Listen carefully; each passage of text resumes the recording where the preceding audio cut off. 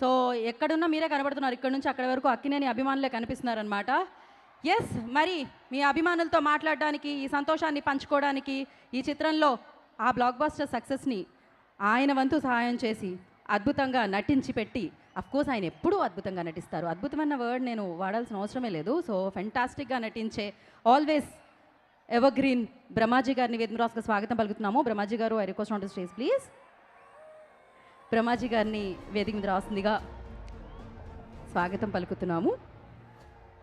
And ఒక ప్రత్యేకమైన పాత్ర ప్రత్యేకంగా నటించారు.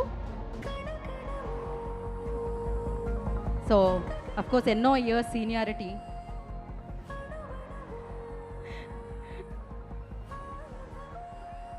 నటనలో, but age is just a number for him.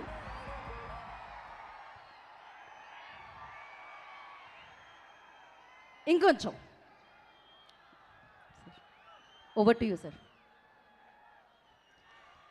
Hi hi, ఎలా ఉన్నారు? చూసారా మా సినిమాని? ఎంతమంది చూశారు? చేతులు ఎత్తండి. చూడని వాళ్ళు అందరూ ఇప్పుడు ఈ సాటర్డే సండే అందరూ చూడండి.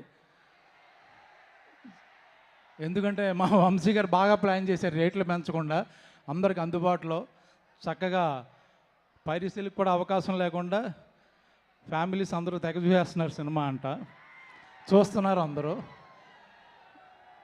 సో అందరికీ నచ్చింది. నాకు పర్సనల్గా ఈ మధ్యకాలంలో బాగా ఎంజాయ్ చేసిన సినిమా ఇది. షూటింగ్ కానీ, షూటింగ్ తర్వాత సక్సెస్ కానీ, సెలబ్రేషన్స్ కానీ, సో అన్ని చోట్ల అందరి గురించి మాట్లాడేసాం. కంటెంట్ ఏమి కొత్తగా వచ్చింది మాకు. తను ఫ్లైట్లో, చార్టెడ్ ఫ్లైట్లో రాలేకపోయాడు పాపం మా గెటప్ సీను. ఈరోజు కారులో వచ్చాడు. సో పర్టికులర్గా ఈ సినిమా డైరెక్టర్ గురించి మాట్లాడాలి. ఇప్పుడే నేను శివాజీ కారులో వస్తుంటే అన్నాడు, లాస్ట్ అందరూ యాక్టర్స్ వాళ్ళ ప్రజెన్స్, వాళ్ళ పెర్ఫార్మెన్స్ కనబడుతుంది, బట్ లాస్ట్ 10 minutes మొత్తం డైరెక్టర్ సినిమా అండ్ మా హీరో అఖిల్ సినిమా అయిపోయింది. అది ఫైనల్గా చాలామంది అఖిల్కి పాపం హిట్ రావాలి, పాపం అన్నారు. పాపం కాదు, ఎరగతీసాడు పట్టుకొని. ఈ సంవత్సరంలో one of the best 3 performance తీసుకుంటే is going to be 1 award winning performance. ఎవరు జాలి పడక్కర్లేదు. అద్భుతంగా చేశాడు కాబట్టి, ప్రాణం పెట్టాడు కాబట్టి, బ్లడ్ పెట్టాడు కాబట్టి, మంచి సినిమా కాబట్టి డెఫినెట్గా ఆ సినిమా ఆడే సినిమా, బాగా చేశాడు.